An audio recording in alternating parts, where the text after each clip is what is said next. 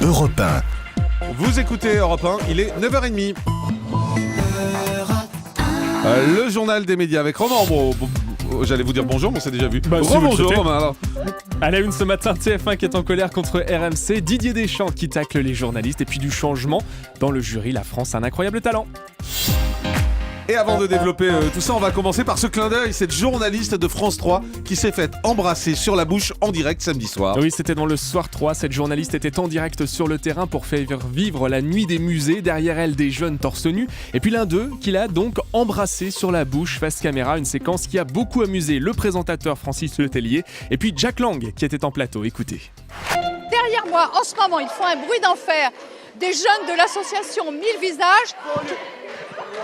Banlieue is beautiful. Oui. Banlieue is beautiful. Alors, on sait Qui pas. se livrent à des improvisations un peu bizarres.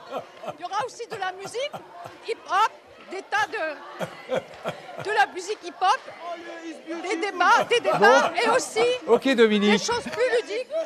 Derrière moi, là, une coiffeuse. C'est une improvisation, Je pense que Jacques je Lang. passe Voilà, avec mais c'est ça la musique. culture. Après tout, on peut sourire En quand tout cas, même. c'est une Ça vous distrait en tout cas, Jacques Ah Lang. oui, c'est plutôt drôle. Voilà, avec cette journaliste qui était un peu troublée par ce beau bisou sur la bouche qu'elle a reçu en direct dans le Soir 3. Du changement dans le jury, d'incroyables talents sur M6. Oui, Dave ne participera pas à la prochaine saison. Comme l'a révélé le site Pure People, le shooter craint de faire l'année de trop et préfère donc s'arrêter maintenant. Information confirmée par le principal intéressé à Télé 2 Semaines. Il va désormais se consacrer à la tournée H tendre et tête de bois et il y aurait aussi d'autres projets télé sans plus de précision pour le moment. De leur côté, M6 et la production Fremantle s'activent pour remanier le jury. Le duo à la présentation de l'émission est lui aussi incertain. Je vous rappelle que l'émission La France a un incroyable talent avait enregistré sa plus mauvaise saison l'an dernier.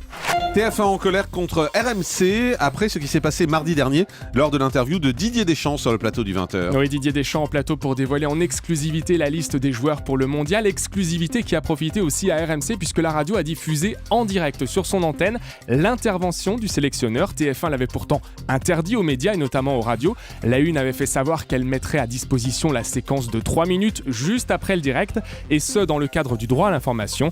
D'après l'Express, les dirigeants de TF1 seraient donc tombés des nues en apprenant ça. TF1 qui envisage même de saisir le CSA pour obtenir des sanctions.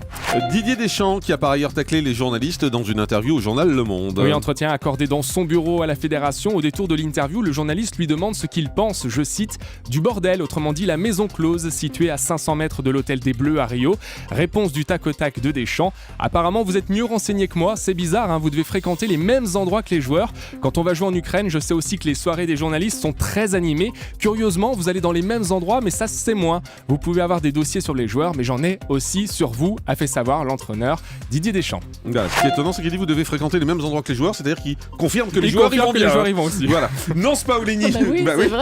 Nance Paolini, patron de TF1, pousse un coup de gueule contre les patrons de Canal et BFM TV au sujet de LCI. Oui, décidément, c'est pas le grand amour. Le PDG de TF1 qui occupe le terrain en ce moment pour faire pression sur les deux autres groupes, Canal+ et Next Radio, qui ne veulent pas d'une troisième chaîne info. Interrogé dans le Buzz Média Le Figaro, Nance Paolini enfonce le clou. Je trouve choquant que des grands professionnels comme mes concurrents racontent des balivernes au CSA pour protéger leur confortable situation. Alain Veil, BFM TV et Bertrand Méheux de Canal+ estiment que TF1 est en position dominante sur l'info et sur la publicité. Mais pour le patron de la Une, il n'en est rien. Si nous sommes meilleurs que les autres, je ne vois pas pourquoi nous en serions pénalisés, a-t-il fait savoir. Nance Paolini qui tacle de nouveau Alain Veil en disant qu'il fait du chantage à l'emploi en menaçant de licencier chez BFM TV. Un début d'incendie vendredi dans la Maison des Secrets. Oui, vous l'avez dévoilé, Jean-Marc, les premières photos de cette maison qui se construit en ce moment. Et dans le même temps, certains clichés avec des camions de pompiers devant le lieu où sera tournée l'émission. Un début d'incendie qui a créé quelques petites frayeurs vendredi, mais plus de peur que de mal.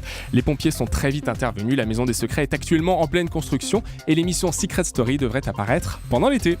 Le chef Yves Candebord tacle la ministre qui avait critiqué la nourriture de l'Elysée. Oui, l'ancien juré de Masterchef en colère contre l'ancienne ministre du Commerce extérieur, Nicole Bricq, qui avait jugé dégueulasse le dîner officiel en l'honneur du président chinois. Et Yves Candebord n'a pas, mais alors pas du tout, apprécié cette franchise. Et il l'a fait savoir sur l'antenne de France Bleu.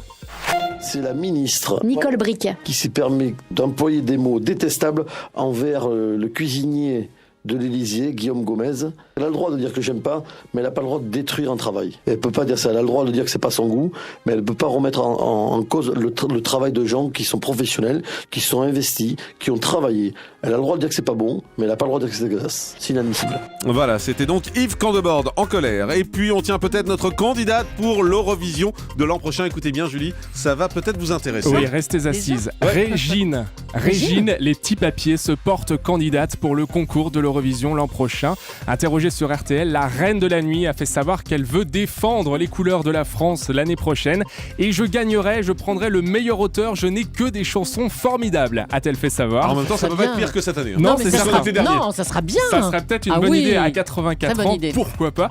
Tiens, pendant qu'on parle de l'Eurovision, Jean-Marc, sachez que Conchita Wurst, le travesti autrichien qui a gagné cette année, eh bien Conchita a posé sa candidature ce week-end pour animer le concours de l'Eurovision l'an prochain à Vienne.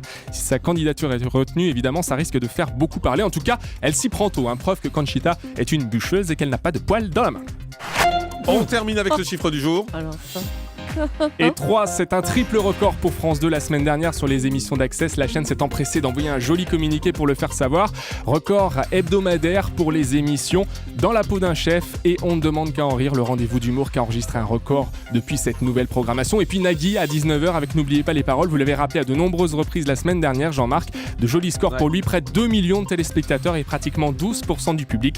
Nagui qui est un petit peu le sauveur et qui a vraiment tiré la case vers le haut depuis plus de 2 mois. Effectivement, et puis deux petits rendez-vous. À noter que Nathalie André, directrice des variétés des divertissements de France 2, sera avec nous demain sur Europe 1 pour parler du lancement de qui sera le prochain grand pâtissier. Donc ce sera demain en direct sur Europe 1. Et puis je vous signale Crime ce soir qui sera diffusé à 20h50 sur Énergie 12. Un numéro inédit de Crime qui sera consacré à la Haute-Savoie ce soir avec 3 faits divers qui s'y sont déroulés. Donc 20h50 ce soir, Énergie 12. La dame de Haute-Savoie ou pas? Exactement. On espère un pic d'audience. Oh, joli. Très bien. Et il a dit poil dans la main, vous n'avez pas réagi. Oui, C'est je très vais gérer, drôle. mais si on peut faire l'humour d'il y a Très 10 bien. minutes aussi si vous voulez, au moins on va avancer. Le grand direct des médias, Jean-Marc Morandini.